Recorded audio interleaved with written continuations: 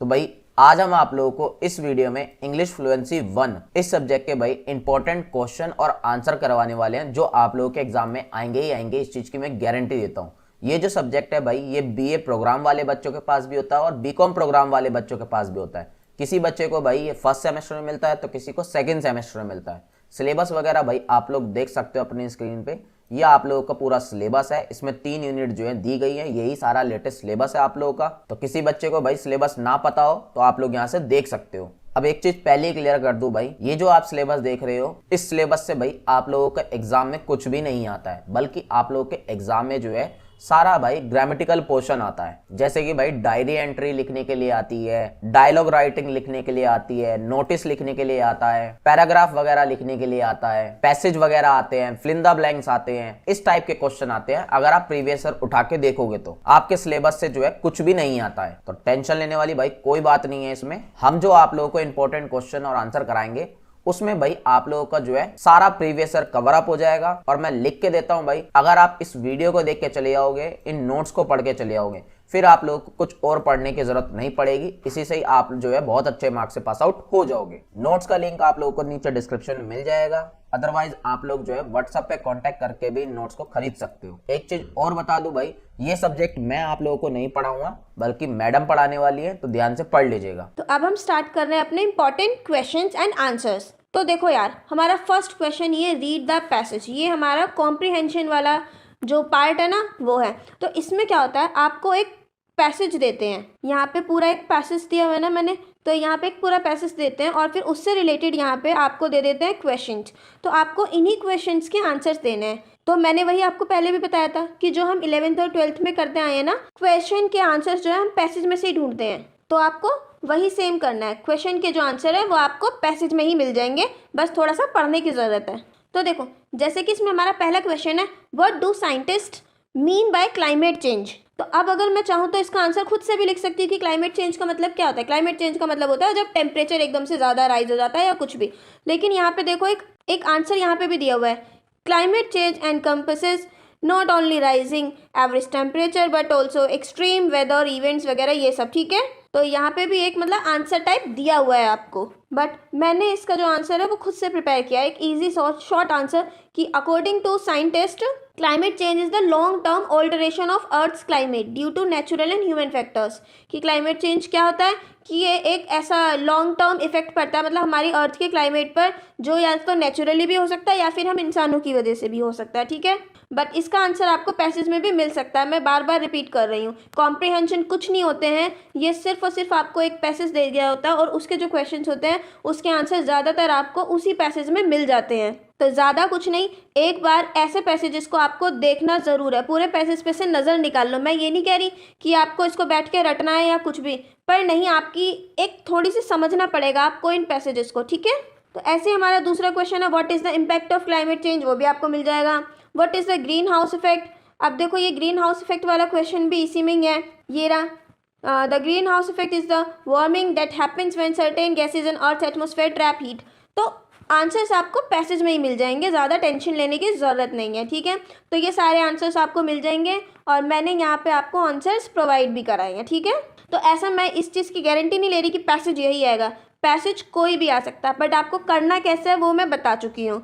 आपको एक बार पैसेज को पूरा थोरोली रीड कर लेना है, फिर जो भी आपके क्वेश्चन है आपको उससे रिलेटेड पॉइंट ढूंढना है कि इस पूरे पैसेज में इससे रिलेटेड बात कहाँ हुई है।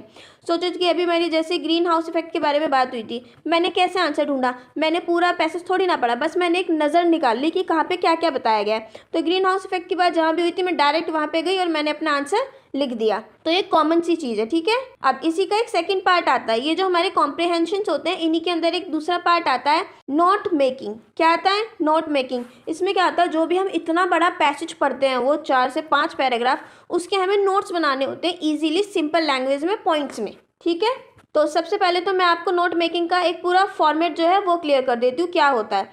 तो सबसे पहले आपको देना कोई एक टाइटल। अब जैसे कि मेरे टॉपिक को आपने देखा है, इसमें ग्लेशियर मतलब कि ग्रीन हाउस इफेक्ट की बात हुई है, क्लाइमेट चेंज की बात हुई है, तो क्या मैं अपने जो टाइटल देना मैं ये दे दूँ, green house effect and climate change, तो मैं ये टाइटल दे सकती हूँ ना बड़ा बड़ा। तो सबसे पहला काम होता है आपको टाइटल देना। फिर दूसरी जो बात आती है वो आती है मेन पॉइंट्स की। अब मैंने आपको पहले ही बोला था थोरोली आपको जो पूरा आपका पैसेज है उस पर से नज़र निकाल लेनी है। तो अब आपको पता लग गया, मेरी फर्स्ट वाले पैराग्राफ के अंदर क्लाइमेट चेंज बताया, दूसरे वाले के अंदर ग्रीन हाउस इफेक्ट बताया, तीसरे के अंदर थोड़ी सी हिस्ट्री बता दी है ना, कि मतलब साइंटिस्ट के बारे में क्या सोचते हैं क्या नहीं, ये सब बता दिया।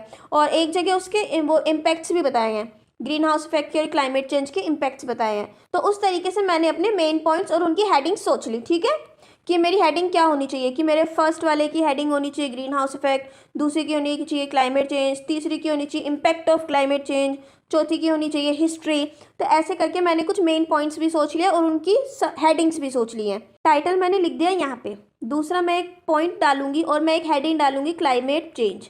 अब ठीक है, अब मैं यहाँ पे आके उसके बारे में कुछ लिखूंगी, जो कि मेरी एक तो हो गई है मेरा हेडिंग, एंड देन यहाँ पे मैं कुछ छोटे मोटे पॉइंट्स मतलब पॉइंट्स लिखूंगी।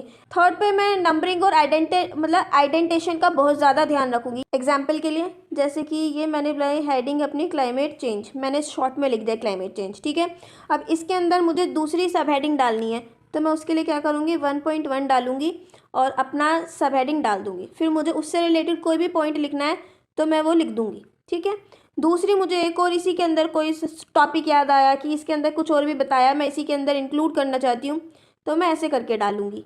तीसरा पॉइंट मैं डालूंगी ऐसे। तो इस तरीके से आपको नंबरिंग का भी ध्यान रखना है। ठीक है, नेक्स्ट चलते हैं। फिर आई बात हमारी एब्रीवेशंस की। एब्रीवेशंस का मतलब होता है शॉर्ट फॉर्म, जो हम शॉर्ट फॉर्म यूज़ करते हैं। आपने देखा होगा गवर्नमेंट को हम ज़्यादातर GOVT लिखते हैं, ये हो गई हमारी गवर्नमेंट की शॉर्ट फॉर्म। एनवायरनमेंट के लिए हम ENV यूज़ करते हैं, तो ये हमारी शॉर्ट फॉर्म्स है और इन्हीं को बोलते हैं एब्रीवेशंस। तो हमें अपनी नोट मेकिंग के अंदर शॉर्ट फॉर्म्स का यूज़ करना है, कुछ ऐसी कॉमन शॉर्ट फॉर्म्स जिन्हें हम जानते हो पहले से। ठीक है, तो इसमें हमें एब्रीवेशंस का भी यूज़ करना होता है। और एब्रीवेशंस जो होती हैं उन्हें हमें एक बॉक्स के अंदर लिखना होता है। किसके अंदर? बॉक्स के अंदर। ऐसे हम हेडिंग डालेंगे एब्रीवेशंस और 1 जो भी हमने पहले वाली यूज़ की, दूसरी तीसरी, जैसे कि मैंने अपने नोट मेकिंग में गवर्नमेंट यूज़ की तो मैं ऐसे लिखूँगी गवर्नमेंट, और उसकी मैंने क्या यूज़ की थी GOVT।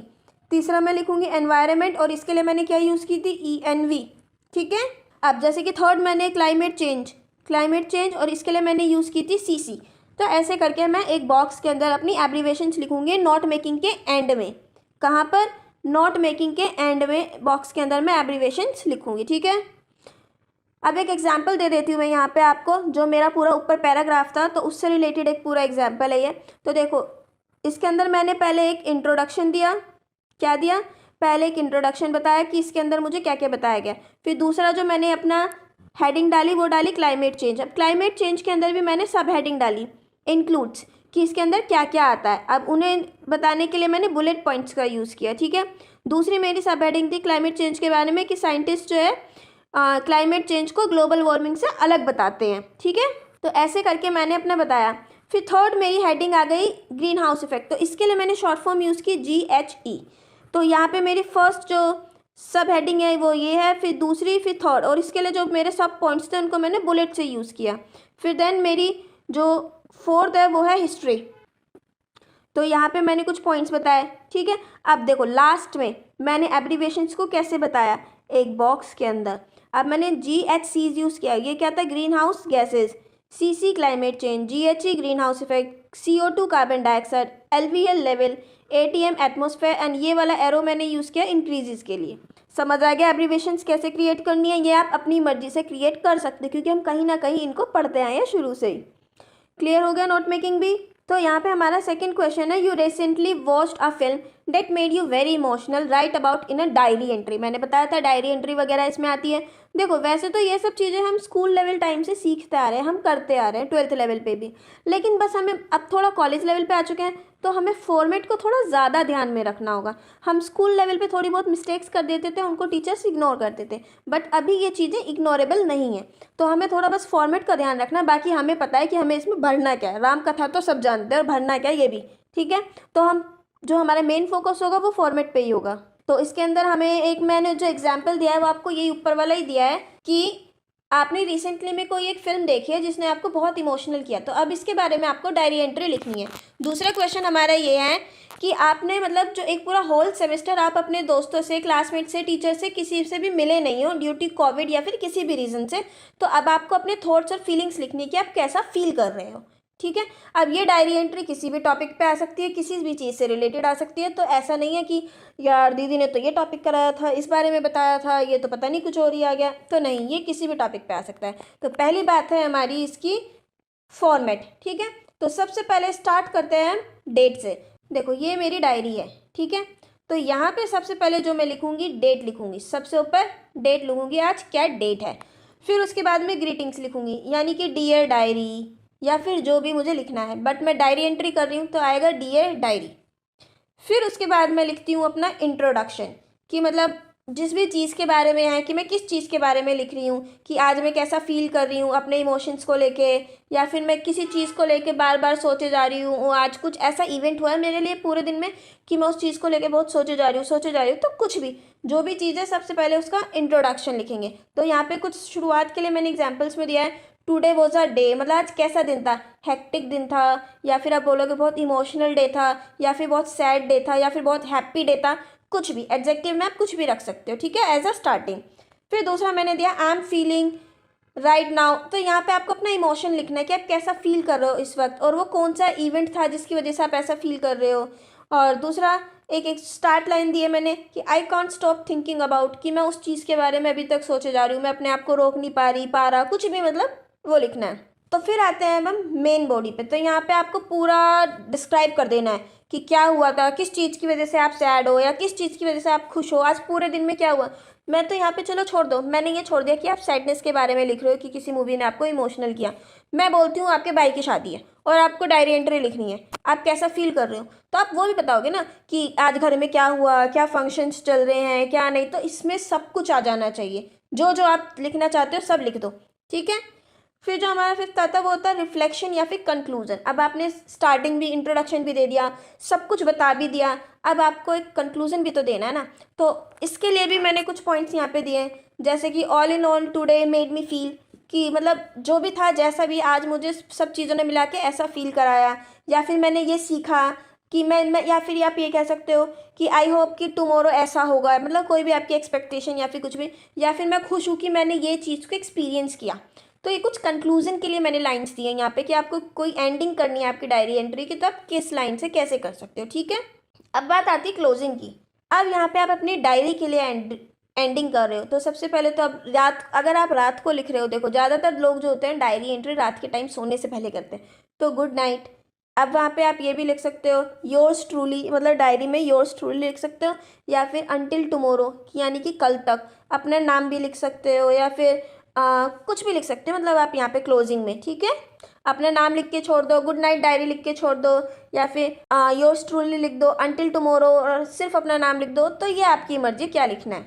अब यहाँ पे एक एग्जाम्पल दिया है मैंने, तो देखो यहाँ पे सबसे पहले डेट मैंने लिखी 2 जन, फिर डियर डायरी। तो यहाँ पे हम एग्जाम्पल ले रहे हैं एक मूवी को देख के जो आप इमोशनल हुए थे, तो इसने स्टार्टिंग की है, मैंने जो स्टार्टिंग की यहाँ पे today I watched a film that completely consumed me emotionally. तो यहाँ से मैंने स्टार्टिंग की, ठीक है। फिर इसके बाद पूरा यहाँ पे आपने टर्निंग पॉइंट बताया, पूरी मूवी में क्या हुआ ये सब बताया, आपने क्या क्या देखा सब कुछ बताया। एंड में आपने ख़त्म कहाँ पे किया कि मैं अभी भी उस चीज़ से प्रोसेस कर रही हूँ कि कैसा क्या हुआ क्या नहीं हुआ पूरी मूवी में, ये सब। और फिर आपने ख़त्म किया गुड नाइट, या फिर योर्स ट्रूली, या फिर योर्स लवेबल, कुछ भी लिखो भाई, डायरी आपकी है, आपकी मर्जी। और आपको फिर अपना नाम लिख देना है, ओके।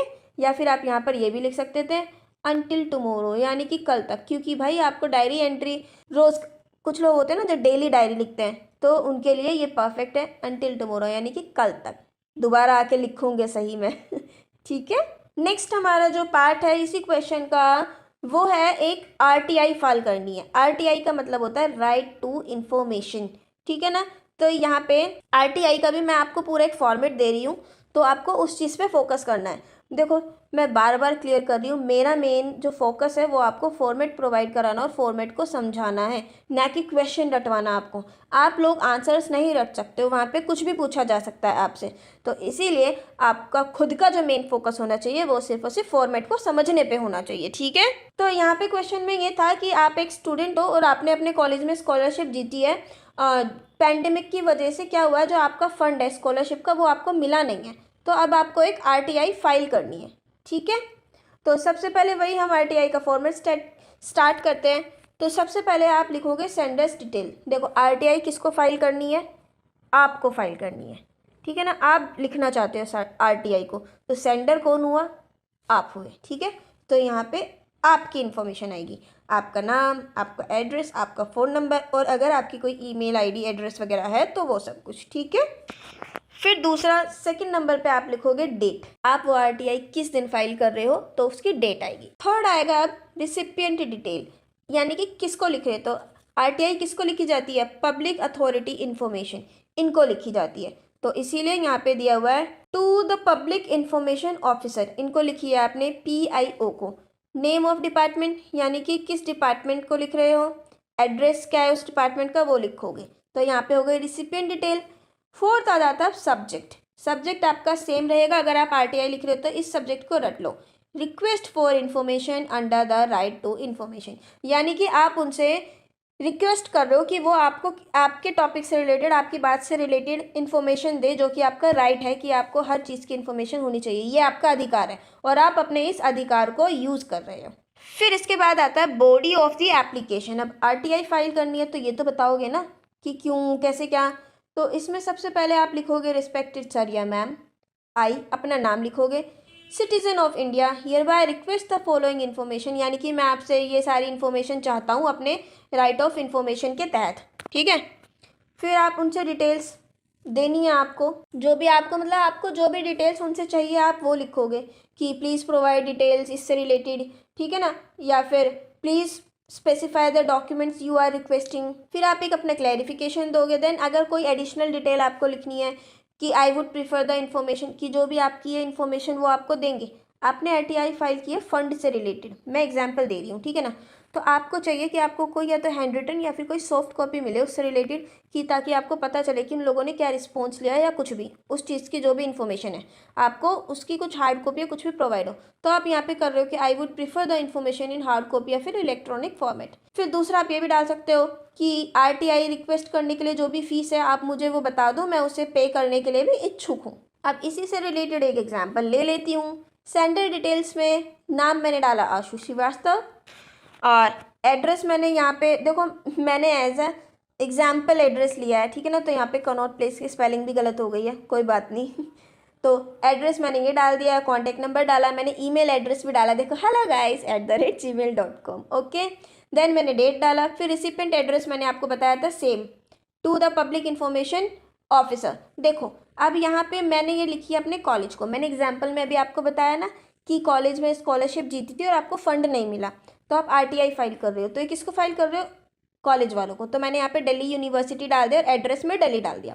सब्जेक्ट वही सेम है, request for information regarding scholarship award under RTI act this. Then फिर आपने स्टार्ट किया रिस्पेक्टेड सर या मैम, फिर आप अपना नेम लिखोगे, कॉलेज स्टूडेंट जो भी आप जिस भी ईयर के स्टूडेंट हो वो लिखोगे, अपना कॉलेज का नाम लिखोगे, रोल नंबर लिखोगे और जो भी आपको इन्फॉर्मेशन चाहिए वो लिखोगे। अब आपको चाहिए क्या क्या, मतलब आप उनसे क्या पूछना चाहते हो। आप पूछना चाहते हो कि पहले हमें स्पेसिफिक रीज़न बताओ कि डिले क्यों हुआ है।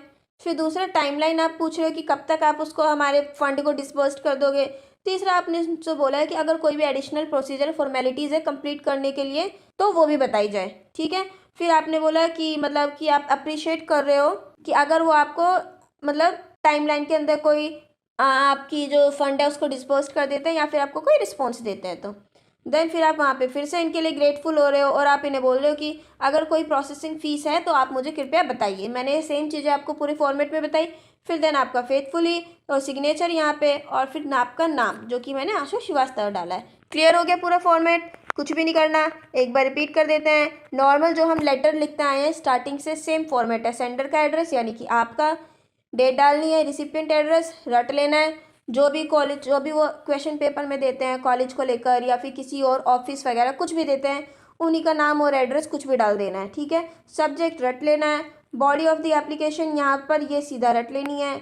डिटेल्स आपको जो भी करनी है, आप चाहो तो ये दोनों लाइनें सीधे सीधे लिख सकते हो और यहाँ पे सिर्फ अपना डिटेल मेंशन कर सकते हो और कुछ भी।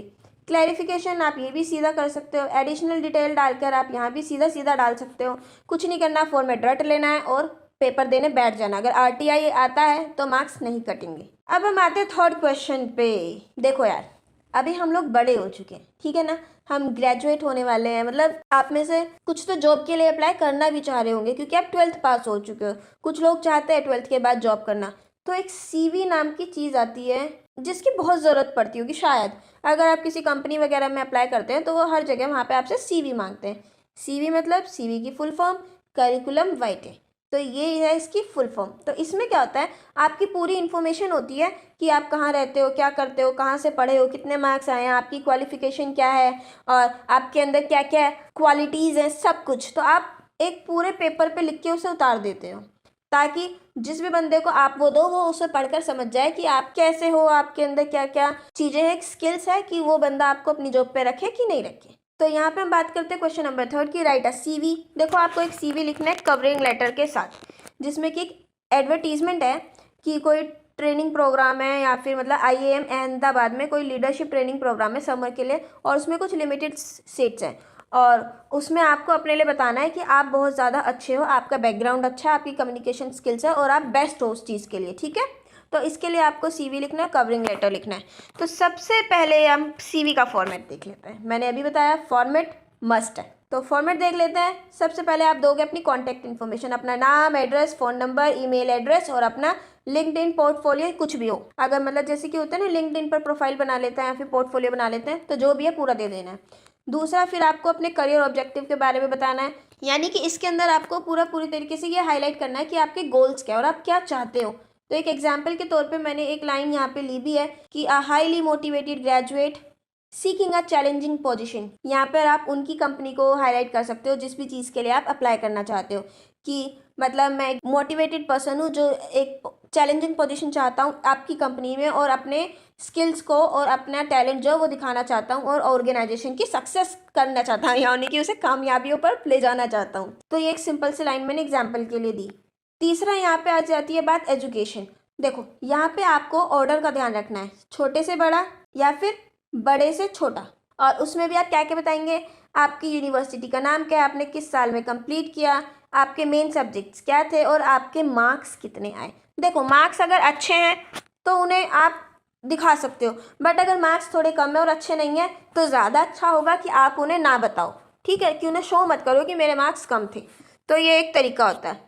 बाद में आते हैं अब हम प्रोफेशनल एक्सपीरियंस के बारे में। देखो कहीं भी काम करने जाते हो तो हर कोई आपकी एक वर्क हिस्ट्री लेता है। आप फ्रेशर हो तो कोई ज़रूरत नहीं है, बट अब आप फ्रेशर नहीं हो, आप कहीं किसी कंपनी में काम करके आ चुके हो, तो अब आपको अपनी वर्क हिस्ट्री देनी होगी, आपको अपना एक्सपीरियंस बताना होगा कि आप किस कंपनी में काम करते थे, वो कंपनी कहाँ पे थी, आपने कब से लेकर कब तक काम किया, आप क्या काम करते थे, क्या रिस्पॉन्सिबिलिटीज़ थी आपकी। तो ऐसे, और ये से आप हर कंपनी के लिए बताना। अगर आप ऐसे हो कि मतलब एक कंपनी से दूसरी कंपनी में स्विच किया है, फिर तीसरे में स्विच कर रहे हो, तो आप उस तीसरी कंपनी को अपनी उन दोनों कंपनियों के बारे में बताओगे, ठीक है। तो यहाँ पे एक्सपीरियंस की बात आ जाती है। उसके बाद बात आती है हमारी स्किल्स की। अब स्किल्स क्या है कि आपकी सॉफ्ट स्किल्स और जो टेक्निकल स्किल्स होती है वो दोनों आपकी मतलब वो आपको बताओगे कि आपको माइक्रोसॉफ्ट ऑफिस आता है, नहीं आता है, जो भी कुछ आपको आता है, कंप्यूटर चलाना आता है, उसके अलावा कुछ और आता हो वो भी बताओगे। सॉफ्ट स्किल्स में आप अपनी कम्युनिकेशन, टीम वर्क और ये सब बताओगे, ठीक है। उसके बाद बात करते हैं हम सर्टिफिकेशन एंड ट्रेनिंग की। अगर आपने के पास कोई सर्टिफिकेट है, कोई ट्रेनिंग कोर्स किया तो आप वो बताओगे। देन अगर आप कोई प्रोजेक्ट कर चुके हो किसी कंपनी में या स्कूल टाइम पे आपने कोई बड़े लेवल पे, नेशनल लेवल पे कोई भी प्रोजेक्ट किया है या स्टेट लेवल पे भी किया है तो आप वो भी बता सकते हो। आपकी अचीवमेंट्स क्या, अगर आपने कभी टॉप किया या किसी भी चीज़ में आपको कुछ अचीव किया आपने तो आप यहाँ पे वो बताओगे। देन आप अपनी लैंग्वेजेस बताओगे कि आपको कितनी लैंग्वेजेस आती हैं। कई लोग होते हैं जो मल्टी लिंग्विस्टिक होते हैं, यानी कि उनको बहुत सारी लैंग्वेजेस आती हैं, तो आप यहाँ पर वो भी बता सकते हो, English, Hindi, Sanskrit, French, Spanish, जो भी हो, ठीक है। फिर उसके बाद एक आता है रेफरेंस। अगर आपको किसी ने आपको रेफ़र किया है कि हाँ वो कंपनी अच्छी है, या तो आप यहाँ पे उसके बारे में बता सकते हो कि इसने बोला है, इसकी रिक्वेस्ट पे मैं भेज रहा हूँ या कुछ भी। और ये इतना मस्ट नहीं है रेफरेंस, तो इस पॉइंट को आप काट भी सकते हो, नॉट सो इम्पॉर्टेंट। अब बात करते हैं हम एग्जाम्पल की। अब एग्जाम्पल में सबसे पहले उन्होंने हमसे कवरिंग लेटर मांगा था। कवरिंग लेटर क्या होता है, आपने अपना CV लगाया, CV से पहले आपने एक लेटर लगाया जिसमें आप बता रहे हो कि मैं कौन हूँ और मैं ये मतलब कि मैं इस जॉब के लिए क्यों अप्लाई करना चाहता हूँ, या मैं इसके लिए इतना परफेक्ट बंदा हूँ कि मेरे अलावा तो और कोई इस जॉब को कर ही नहीं सकता। तो वो जो लेटर होता है उसको वो होता है कवरिंग लेटर। तो इसके लिए भी कुछ नहीं, जो नॉर्मल लेटर का फॉर्मेट है, आपका नाम, एड्रेस, ये सब, यानी कि सेंडर्स की इन्फॉर्मेशन जो भेज रहा है, ठीक है। फिर उसके बाद डेट लिखोगे, ठीक है, और फिर उसके बाद रिसिपिएंट की जो भी इन्फॉर्मेशन होती है। तो यहाँ पे मैं IIM अहमदाबाद के लिए लिख रही हूँ, तो hiring manager, summer training programme, IIM Ahmedabad, और एड्रेस। सब्जेक्ट मेरा है application for summer training programme on leadership and management, ठीक है। देन फिर उसके बाद आप वही सल्यूटेशन डालोगे, डियर सर या मैम। फिर आपने स्टार्टिंग किया, मतलब कि आप इसके लिए क्यों अच्छे हो, क्यों नहीं हो, आप करंटली क्या परस्यू कर रहे हो, किस कॉलेज से कर रहे हो, आपके अंदर क्या क्या बेस्ट है, आप क्या कर चुके हो, ठीक है ना, कहाँ कहाँ पार्टिसिपेट कर चुके हो। एंड में आप ख़त्म करने से पहले ये भी बताओगे कि मैं अपना सीवी जो है इसमें अपडेट कर रहा हूँ और आप इसे देख सकते हो, और thank you for your considering my application. ठीक है, फिर आप एंड में योर सिंसियर और अपना सिग्नेचर वगैरह, नाम वगैरह जो भी है वो भी डाल दोगे।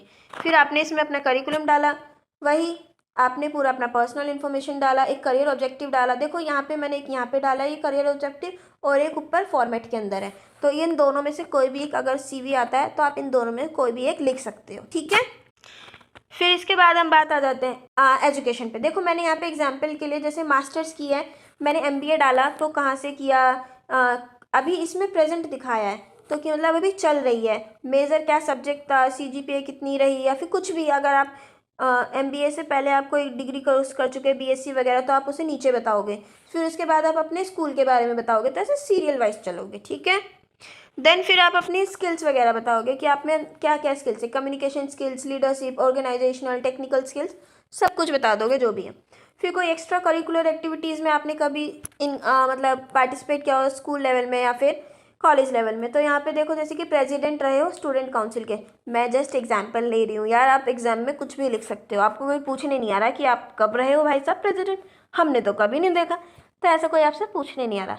आपकी क्रिएटिविटी मैटर करती है। ठीक है, तो एग्जाम में अपने आंसर को कैसे इतना बड़ा चढ़ा के सुंदर दिखाना है कि भाई साहब हमने तो सब कुछ ही डाल दिया सीवी में, तो बस। ठीक है, तो यहाँ पे फिर उसके बाद आप अपनी अचीवमेंट्स भी लिखोगे कि क्या क्या अचीव किया। तो वो हो गया हमारा थर्ड क्वेश्चन कंप्लीट। मेरे ख्याल से ये समझ आ गया होगा। अभी हम नेक्स्ट चलते हैं अपने फोर्थ क्वेश्चन पे। ठीक है, तो फोर्थ क्वेश्चन है you are an accomplished sports person. देखो फिर से यार लेटर आ रहा है, मैं लेटर का फॉर्मेट 1000 बार दे चुकी हूँ, मैं फिर से बता रही हूँ। लेटर का कुछ नहीं होता है, सबसे पहले सेंडर एड्रेस होता है, फिर डेट होती है, फिर उसके बाद रिसिपिएंट एड्रेस होता है, फिर आप अपना एक सब्जेक्ट लिखते हो, और सब्जेक्ट जो होता है ज़्यादातर वो आप क्वेश्चन में से ढूंढते हो कि किस चीज़ से रिलेटेड हमें लेटर लिखना है, तो वही एक लाइन आपकी सब्जेक्ट बन जाती है। ठीक है, जैसे कि इसके अंदर देखो, इसके अंदर है कि आप एक न्यू मेंबर को लेटर लिख रहे हो। ठीक है, तो इसने सीधा वही का वही सब्जेक्ट डाल दिया, welcome to the team, guidance for success. Okay, फिर यहाँ पे आप डियर वगैरह जो भी लिखते हो, सैल्यूटेशन या फिर आपको देना होता है। देन उसके बाद आप अपना एक इंट्रोडक्शन देते हो लेटर में, फिर आप पूरा मेन बॉडी लिखते हो। फिर उसके बाद आप इसको कंप्लीट करते हो अपने लेटर को, यहाँ पर जो भी करते हो। देन फिर बेस्ट रिगार्ड्स या नेम वगैरह जो भी आप सिग्नेचर वगैरह करते हो वो सब। मैं फिर से एक फॉर्मेट यहाँ पे नीचे डाल दूँ, ऊपर आपका एग्जाम्पल था, यहाँ पे सेंडर एड्रेस हो गया, डेट हो गई। डेट देखो किस फॉर्मेट में लिखनी है, इस फॉर्मेट में डेट लिखनी है, या फिर आप लिखोगे 2 जनवरी 2025, या तो इस फॉर्मेट में या फिर इस फॉर्मेट में। ठीक है, ये दो फॉर्मेट यूज़ करने। और इंग्लिश में आप जब कुछ लिखते हो ना, आप ये वाला फॉर्मेट यूज़ नहीं कर सकते हो यार। देखो ये वाला होता है ना, ये वन, ये वाला, ये फॉर्मेट नहीं चल पाएगा। ठीक है ना, डेट लिखने का एक प्रॉपर फॉर्मेट है, या तो ये वाला या फिर जो मैंने अभी बताया था वो वाला। उसके बाद आप डालते हो रिसिपिएंट एड्रेस, जो भी जिसको आप लिख रहे हो। ठीक है ना, उनका नाम, उनका टाइटल, वो कंपनी में क्या है, या फिर उस कंपनी का नाम और उसका एड्रेस जो भी है। फिर उसके बाद आप सैल्यूटेशन डालते हो या फिर ग्रीटिंग डालते हो। अब इसमें आप dear mister Smith, dear doctor, जो भी है, डियर सर या मैम, या फिर रेस्पेक्टेड सर या मैम, कुछ भी लिख सकते हो। देन फिर आप स्टार्ट करते हो body of the letter. Body of the letter में सबसे पहले आप इंट्रोडक्शन देते हो। देन इसके लिए आप लिख सकते हो I am writing to inquire about, या फिर I hope this letter finds you well, तो आप इन दोनों में से कुछ भी लिख सकते हो। देन फिर उसके बाद आप एक मेन कंटेंट, अपनी जो भी पूरे लेटर में आपको मेन लिखना है, किस चीज़ से रिलेटेड लेटर लिख रहे हो, सारी अपनी बकवास फेल दो, डाल दो। कम से कम 10 से 10 लाइनें मिनिमम होनी चाहिए। ठीक है, फिर उसके बाद एक पूरा कंक्लूजन डालोगे एंड में, और इसमें आप ये भी लिख सकते हो I look forward to your response, या फिर thank you for your time and consideration. इसे खत्म करने के लिए आप एंड में कंक्लूजन कुछ भी डालो। मेन पॉइंट्स डालने होते हैं अपने, समराइज कर दो कि आपने लेटर में लिखा क्या, और देन खत्म कर दो। कुछ कॉम्प्लीमेंट्री क्लोज के मैं एग्जाम्पल्स दे रही हूँ यहाँ पर। आप योर सिंसियरली लिख सकते हो, योर्स फेथफुली लिख सकते हो, बेस्ट रिगार्ड्स लिख सकते हो। ठीक है ना, तो ये सब लिख सकते हो। देन फिर आप सिग्नेचर करोगे और अपना नाम लिखोगे। उसके बाद ये इनक्लोजर है, यानी कि अगर आपसे कोई सीवी वगैरह या फिर कुछ भी अगर आपको लगाना है तो लगाओ, वरना मत लगाओ। अगर आपसे मांगा है, जैसे पहले वाले के अंदर आपसे मांगा था कि सीवी अटैच करना है आपको एक कवरिंग लेटर के साथ, तो लेटर आपने लिखा, फिर देन उसके बाद आपने एक सीवी अटैच किया। समझ गए? तो इनक्लोजर्स वही होते हैं। तो अब हम आते हैं अपने नेक्स्ट क्वेश्चन पे। तो हमारा नेक्स्ट क्वेश्चन है, you read N inspirational book जिसने आपको बहुत अफेक्ट किया और उसके ऊपर आपको ब्लॉग लिखना है। यहाँ पे भी एक ब्लॉग लिखना है आपको कि आपको अपने फ्रेंड्स के साथ न्यू ईयर सेलिब्रेट किया, उससे रिलेटेड प्लान बना रहे हो, उसके ऊपर ब्लॉग लिखो। यहाँ पे आप फिर से एक ब्लॉग लिखना है आपको कि आपका कॉलेज ने कोई रिसेंटली कोई फोक म्यूज़िक फेस्टिवल वो किया है, अरेंज किया, तो उससे रिलेटेड आपको ब्लॉग पोस्ट डालनी है। ठीक है, तो यहाँ पर ब्लॉग की बात चल रही है इस वक्त। तो सबसे पहले हम देख लेते हैं ब्लॉग राइटिंग का फॉर्मेट। अच्छा, ब्लॉग होता क्या है? ब्लॉग होता है यार, आप जो भी फील करते हो या कुछ भी आप उसको लिखना, किसी भी चीज़ को एक तरीके से डायरी एंट्री टाइप मान लो, लेटर टाइप मान लो कि आप जो भी फील कर रहे हो या फिर कुछ भी हो रहा है या कुछ नहीं, तो उसको आपने लिख दिया, तो वो ब्लॉग हो गया। तो सबसे पहले हम लेते हैं अपने फॉर्मेट को। तो सबसे पहले आपको एक बड़ा बड़ा टाइटल डालना है। क्या डालना है? टाइटल। स्टार्ट करने से पहले ही बड़ा सा लंबा चौड़ा टाइटल डालना है आपको, एक कैपिटल लेटर्स में। जैसे कि देखो, मैंने कोई एक इंस्पिरेशनल बुक पढ़ी, तब इससे रिलेटेड टाइटल में क्या डाल सकती हूँ? मैं डाल सकती हूँ the power of mind set, how changing my perspective transformed my life. कितना भारी भरकम दिख रहा है ना ये? तो एक टाइटल डालना है आपको, ठीक है। उसके बाद आपको पूरा इंट्रोडक्शन देना है। अब वो अच्छा खासा होना चाहिए कि आपने उस बुक के बारे में क्या पढ़ा, क्या नहीं पढ़ा, मतलब उस बुक ने आपको कैसे अफेक्ट किया, कैसे नहीं किया, वो सब कुछ। अब यहाँ पर बात बुक की ही नहीं चले, अगर आप, मैंने जैसे कि दूसरा आपको बताया था वो न्यू ईयर प्लान वाले बारे में, तो आप उसमें बताओगे कि न्यू ईयर्स में आप क्या क्या वो सोच रहे हो, मतलब कि सब कुछ बता दोगे। न्यू ईयर कैसा होना चाहिए, आप कैसे मनाना चाहते हो, दोस्तों के साथ क्या प्लान करना चाहते हो। फिर बात आ जाती है मेन पॉइंट। इसमें आपने हेडिंग्स डिसाइड कर लेनी है। जैसे कि मेरी बुक ने मेरी ज़िंदगी पे क्या असर डाला, इसमें बात चल रही है बुक की, कि उसने मुझे बहुत ज़्यादा अफेक्ट किया, तो उसने मेरी ज़िंदगी पे क्या असर डाला, मैं उन्हें एक एक करके बात चेक कर रही हूँ अब। ठीक है, तो जैसे कि मेरी बुक ने मेरा माइंड ट्रांसफॉर्म किया, तो कैसे किया? तो मेरा फर्स्ट टॉपिक ये हो गया माइंड ट्रांसफॉर्मेशन।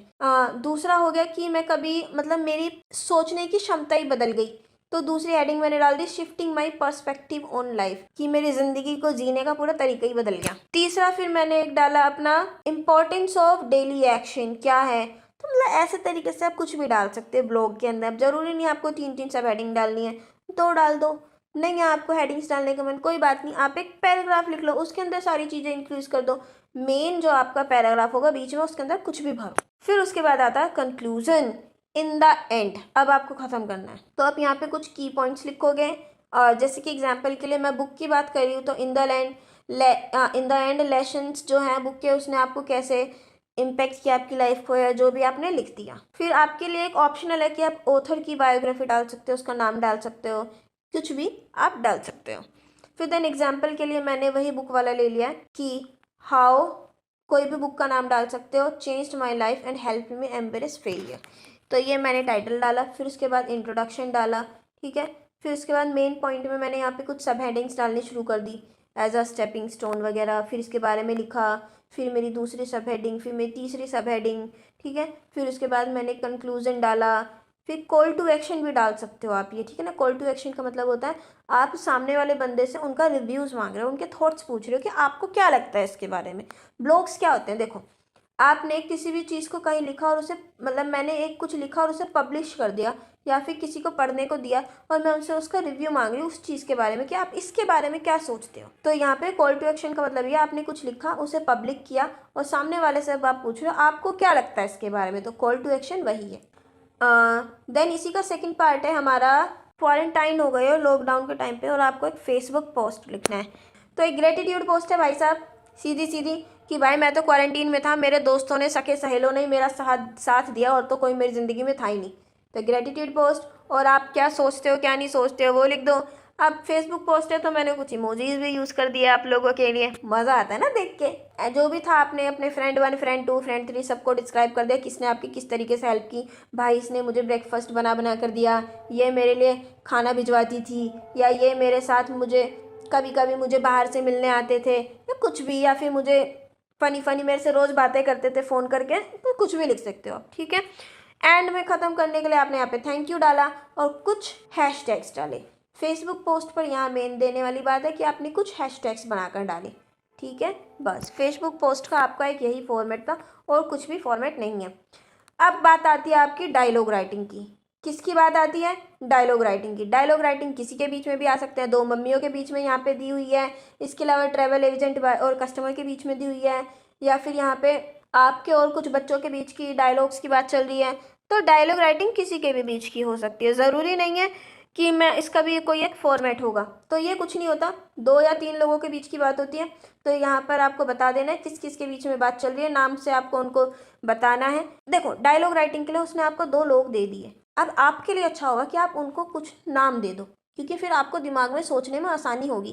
फिर आप सोच सकते हो कि मैं हूँ, मेरी फ्रेंड है, हम दोनों इस टॉपिक से रिलेटेड बात कर रहे हैं। अगर जैसे मम्मी वाला टॉपिक है, सोचो मेरी मम्मी और मेरी फ्रेंड की मम्मी है, वो हमारे बारे में क्या बात कर सकती हैं, ठीक है। तो एक को ये अपनी मम्मी का नाम दे दिया, एक को अपनी फ्रेंड की मम्मी का नाम दे दिया, तो आपको आसानी हो जाती है नाम से, ठीक है। तो यहाँ पे पूरा एक एग्जाम्पल मैंने दिया हुआ है कैसे डायलॉग राइटिंग करते हैं। डायलॉग राइटिंग का कोई भी फॉर्मेट नहीं है, जो आपके दिमाग में आता है कि हम एक दूसरे से क्या बात कर सकते हैं, सब चेप दो। नेक्स्ट आता है ट्वीट। अब यार ट्वीट का मुझे नहीं लगा कि शायद ही कोई फॉर्मेट होता होगा, लेकिन यहाँ पर बात चल रही थी स्टडी प्लान से रिलेटेड। तो पहले आपने बताया कि स्टडी का क्या मतलब, एक स्टडी शेड्यूल होने का क्या मतलब होता है, क्यों ज़रूरी है, क्यों नहीं है, ये सब बताया। देन फिर आपने अपना पूरा शेड्यूल दे दिया कि आप 5 बजे से क्या करोगे, फिर 5:20, 5:40 ऐसे आप करके आपने अपना पूरा एक शेड्यूल डिवाइड करके यहाँ पे दे दिया। डन। तो मेरे ख्याल से इसका भी कोई फॉर्मेट नहीं था। ट्विटर ये ट्वीट जो था ये नॉर्मली हम अपनी डेली लाइफ में करते ही हैं कि हम किसी न किसी चीज़ मतलब अपना टाइम टेबल बनाया या फिर कुछ भी किसी अपने फ्रेंड को मैसेज डाला, या तो ये तो नॉर्मल चीज़ें हैं।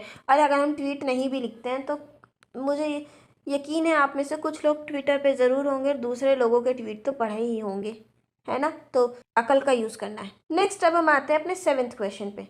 अब यहाँ पे एक ये जो क्वेश्चन होते हैं ना थोड़े ऐसे रिपीटेड क्वेश्चंस होते हैं जो वापस आते हैं। लाइक आपको एक रिव्यू लिखना है किसी भी मूवी के ऊपर।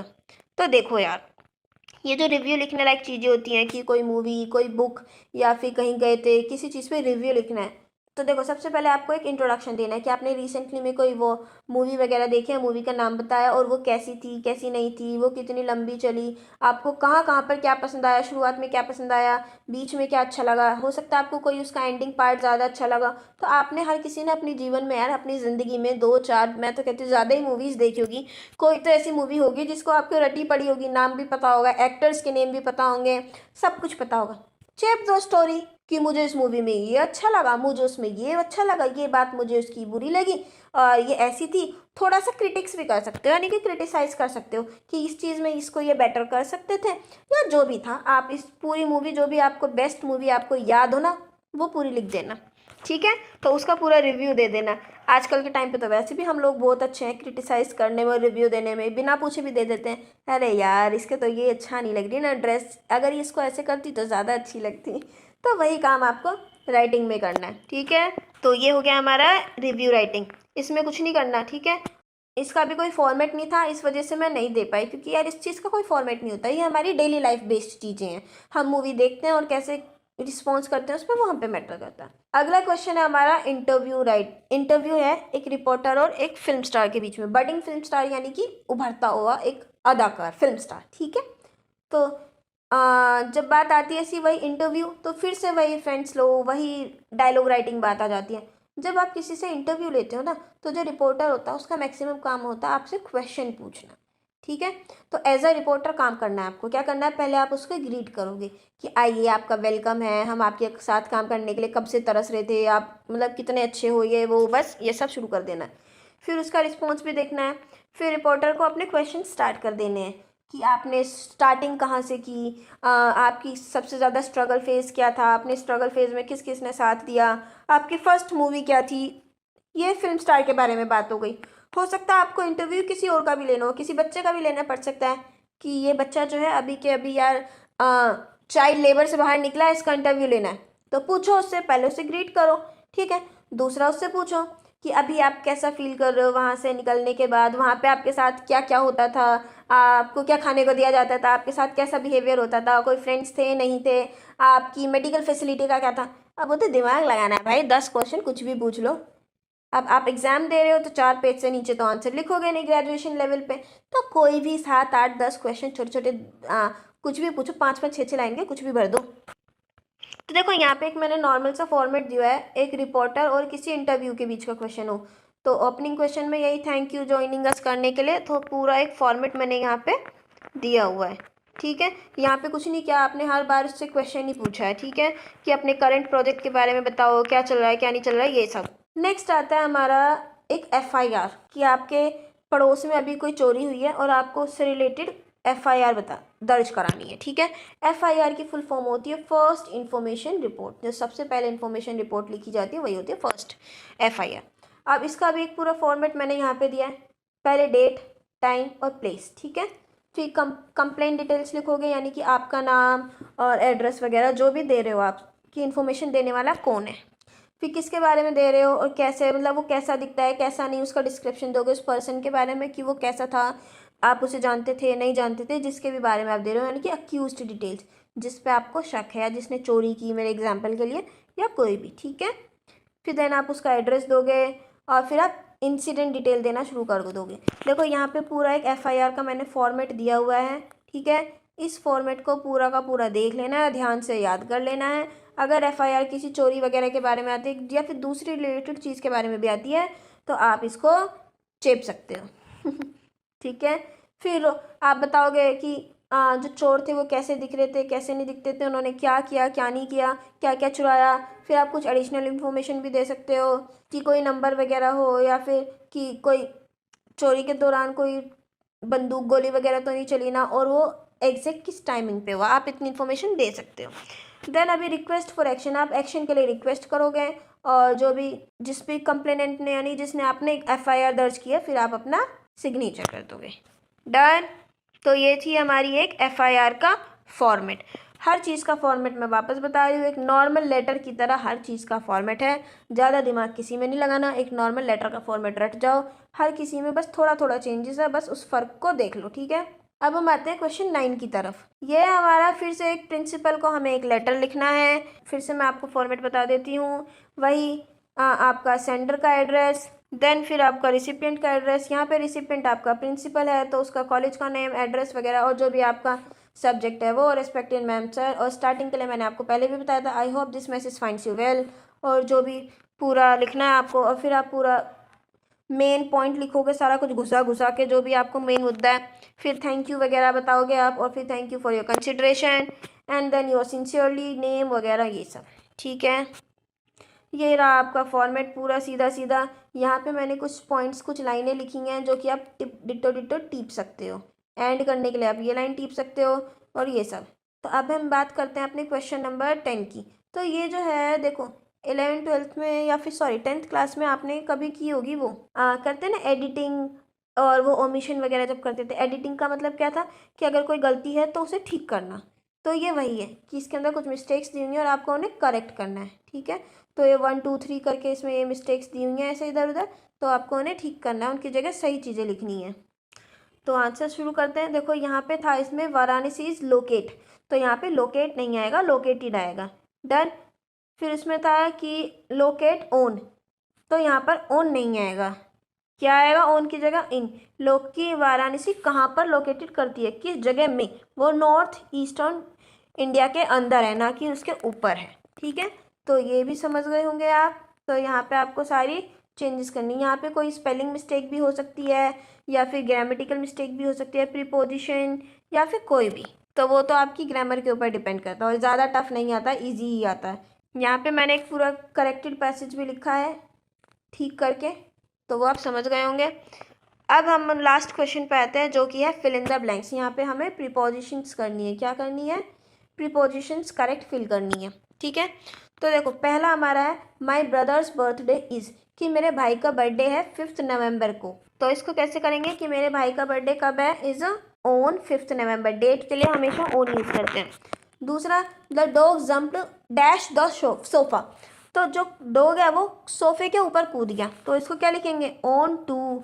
जब भी मोशन में कोई चीज़ किसी के ऊपर जाती है तो वो ऑन टू हो जाती है। या फिर जैसे कि हम कहते हैं ना, शेर जो है, एक एग्जांपल आपने बचपन में पढ़ा होगा कि कुएं में शेर कूद गया या फिर कुछ भी गिर गया, तो उसके लिए हो जाएगा इनटू। वो मोशन में है यानी मूवमेंट में, और वो तेज़ी से कोई चीज़ किसी के अंदर जा रही है तो वो हो गया इनटू। और अगर तेज़ी से मूवमेंट के साथ किसी चीज़ के ऊपर जा रही है तो वो हो जाएगी ऑन टू।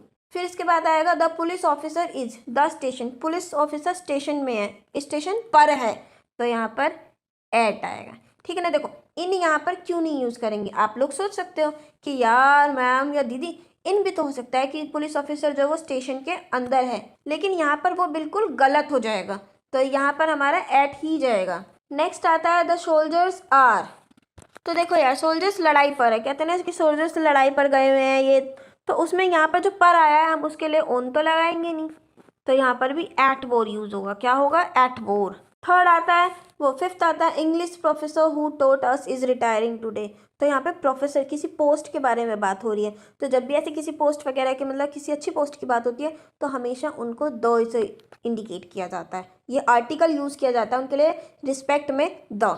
ठीक है। फिर उसके बाद बात आती है how many siblings dash live that building with their parents, की कितने भाई बहन, सिबलिंग्स का मतलब होता है भाई बहन, रहते हैं उस बिल्डिंग में अपने पेरेंट्स के साथ। तो यहाँ पर जो लिव है ना तो एक बात देखो यार, ये जो डैश है ना वो लिव के बाद आएगा कि how many siblings live in that building. ठीक है ना, तो ये डैश यहाँ लिव के बाद आएगा। उसके बाद नेक्स्ट जो हमारा क्वेश्चन है वो है it was a pleasantly cold afternoon dash mid February, mid Feb यानी कि फेब के काफ़ी दिन निकल चुके हैं, बिल्कुल हम बीच में ही आ चुके हैं, तो यहाँ पर इन आएगा, इन मिड फेब। ठीक है, cold afternoon in mid Feb.